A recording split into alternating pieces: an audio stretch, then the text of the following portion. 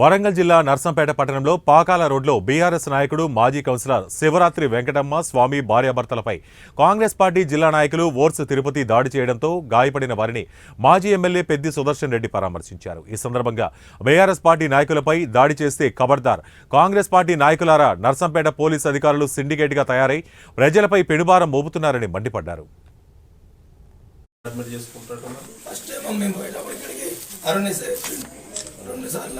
రూమ్లో ఉండి నా సెల్ పోయింది. మా ఇంట్లో కిరాయకుండా అమ్మాయి లోపడేసి తాళం పెట్టినాను.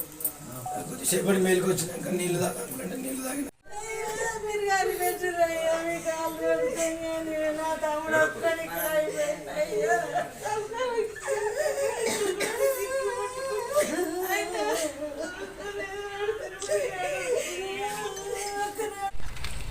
మరి వీడు ఒక్కరు రాకపోయా 24 గంటలు అయితే సిగ్గు అనిపించలేదా? జీతం తీసుకుంటలేరా? ఎవరి సొమ్ము జీతం మా సొమ్ము కాదా? జనాల సొమ్ము కాదా? వాళ్ళు ట్యాక్సులు కట్టలేదా?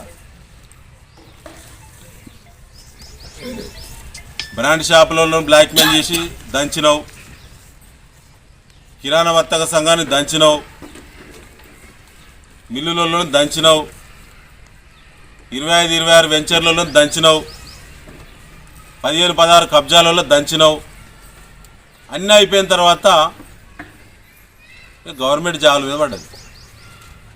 కాంగ్రెస్ నాయకులు స్థానిక పోలీసులు కలిసే కబ్జాల్లో వాటాలు పంచుకుంటున్నారు. ఇది ఇక్కడి నుంచి పైదాకా పోతున్నాయి. విచారణ జరగాలంటున్నాం మేము. విచారణ జరిగితే మేము ప్రూవ్ చేయకుంటే మేము దేనికైనా రెడీ. విచారణను తప్పించుకుంటూ అరాచకాలు చేస్తామంటే ఇట్లనే మాట్లాడతాం. Thank you. 50 మంది అవపడతారు ఇక్కడ వీడియోలో.